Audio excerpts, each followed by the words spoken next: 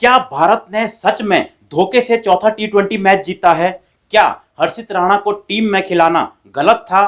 क्योंकि शिवम दुबे की जगह एक रूल के तहत हर्षित राणा को टीम में खिलाया गया था। क्या था वो नियम, वो भी आपको बताऊंगा। इसके अलावा इंग्लैंड के कप्तान जोस बटलर ने हर्षित राणा के खेलने पर क्या कहा, क्या उन्होंने कहा इसे सही कहा या गलत, वो भी आपको बताएंगे। लेकिन आपको बता दें कि हर्षित राणा के टीम में खेलने से चारों तरफ इस वक्त हंगामा मचा हुआ है और कहा जा रहा है कि भारत ने धोखे से यानी कि चीटिंग करके ये मैच जीता है। और गौतम गंभीर की कुछ तस्वीरें जो हैं वो वायरल की जा रही हैं जिसमें उनके चेहरे पर एक स्माइल दिख रही है और कहा जा रहा है कि ये स्माइल इसीलिए है क्योंकि गौतम गंभीर ने चीटिंग की है। तो आखिर पूरा माजरा क्या है, चलिए आपको समझाते हैं। दरअसल भारत ने पहली पारी में 182 रन का टारगेट इंग्लैंड को दिया था और उसके बाद जब इंग्लैंड ने खेला तो पावर प्ले में ही उन्होंने 60 से ज्यादा रन बना दिए थे। भारत के गेंदबाजों की खूब कुटाई हो रही थी और ऐसे लग रहा था कि इंग्लैंड इस मैच को आसानी से जीत जाएगा। लेकिन जो शिवम दुबे जिन्होंने 53 रन बनाए थे भारत की तरफ से, वो घायल हो चुके थे और उनकी जगह पर टीम में एंट्री मिली हर्षित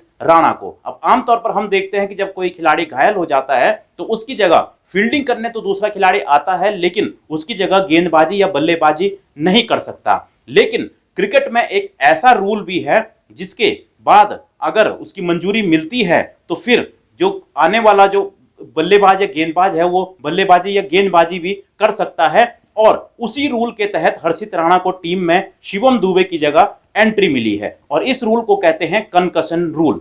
यानी कि अगर किसी खिलाड़ी पर गेंद लगती है, उसकी गर्दन या उससे ऊपर यानी कि उसके सर पर बॉल लगती है और वो घायल हो जाता है और उसके बाद उस टीम की जो मेडिकल टीम है वो अगर इसको साबित कर देती है कि उसके जो सर पर है या वो गर्दन से ऊपर जो भी चोट लगी है वो सीरियस है और वो खेल नहीं सकता, तो ऐसे में मैच रेफरी को एक रिक्वेस्ट भेजनी पड़ती है और अगर मैच रेफरी उस रिक्वेस्ट को एक्सेप्ट करता है तो फिर लाइक फॉर लाइक वाला रूल वहां पर अप्लाई होता है। यानी कि जिस तरह का खिलाड़ी घायल हुआ है उसी तरह के खिलाड़ी को टीम में एंट्री मिलती है। यानी कि अगर वो बल्लेबाज है तो बल्लेबाज और अगर वो गेंदबाज है तो गेंदबाज या ऑलराउंडर है तो ऑलराउंडर, इस तरह का ही कुछ रूल इसमें अप्लाई होता है। अब शिवम दुबे सबको पता है वो एक ऑलराउंडर हैं, वो तेज गेंदबाजी भी करते हैं और बैटिंग भी वो करते हैं। ऐसे में अब सवाल उठाया जा रहा है कि उनकी जगह हर्षित राणा जो कि एक गेंदबाज हैं, स्पेशली वो एक तेज गेंदबाज हैं, उनको कैसे एंट्री मिल गई। सबको यह लग रहा था कि उनकी जगह रमनदीप सिंह जो कि एक ऑलराउंडर ही है उनको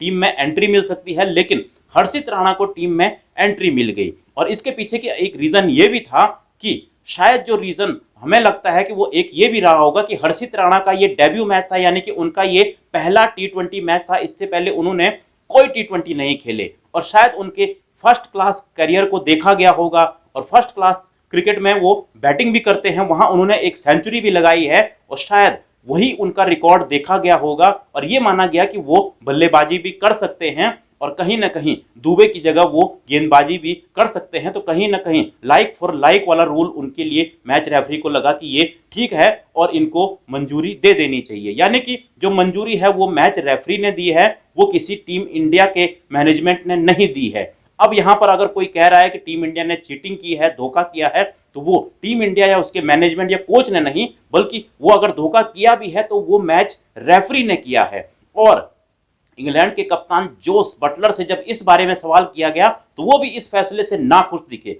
उनका मानना था कि हर्षित राणा जब टीम में आए तो वहां से मैच पलट गया, वरना इंग्लैंड ये मैच जीत सकता था। क्योंकि हमने देखा है कि जब हर्षित राणा अपना पहला ही ओवर करने आए तो उन्होंने पहले ही ओवर में सबसे इंपॉर्टेंट बल्लेबाज लियाम लिविंगस्टन को आउट कर दिया।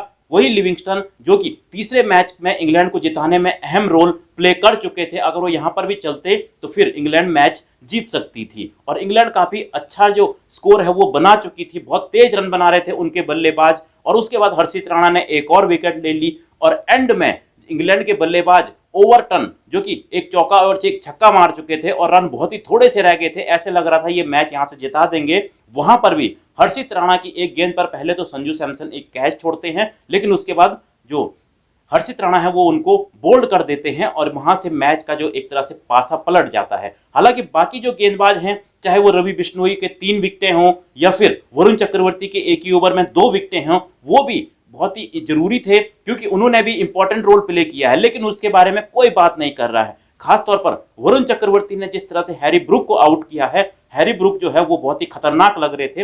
वरुण चक्रवर्ती ने उनको जब निपटाया तो उसके बाद इंग्लैंड बिल्कुल एक तरह से वहां पर बिखर गई थी इंग्लैंड की टीम।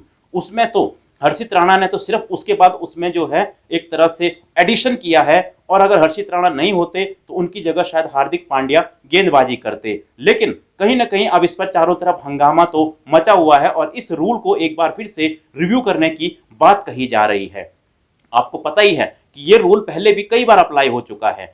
अब ऑस्ट्रेलिया की बात करें तो ऑस्ट्रेलिया के स्टीव स्मिथ जब एक बार ऐसे ही घायल हो गए थे तो उनकी जगह एक बल्लेबाज नहीं खेला था। आपको याद होगा कि पाकिस्तान के एक मैच में उनके जो ऑलराउंडर शादाब खान हैं वो भी ऐसे घायल हुए थे, तो उनकी जगह पर ओसामा मीर जो कि ऑलराउंडर ही हैं, स्पिन ऑलराउंडर हैं, उनको ही खिलाया गया था। लेकिन हर्षित राणा के मामले में कहा जा रहा है कि वो एक स्पेशलिस्ट गेंदबाज हैं, उनकी जगह जो है शिवम दुबे की जगह, हर्षित राणा की जगह बिल्कुल नहीं बनती थी। लेकिन अब भारत मैच जीत चुका है और रेफरी ने इसको मंजूरी दी थी, तो इस पर अब कुछ हो भी नहीं सकता है। लेकिन आपको क्या लगता है, क्या वाकई में ये कंकशन रूल जो है परेशानी खड़ी कर सकता है आने वाले समय में?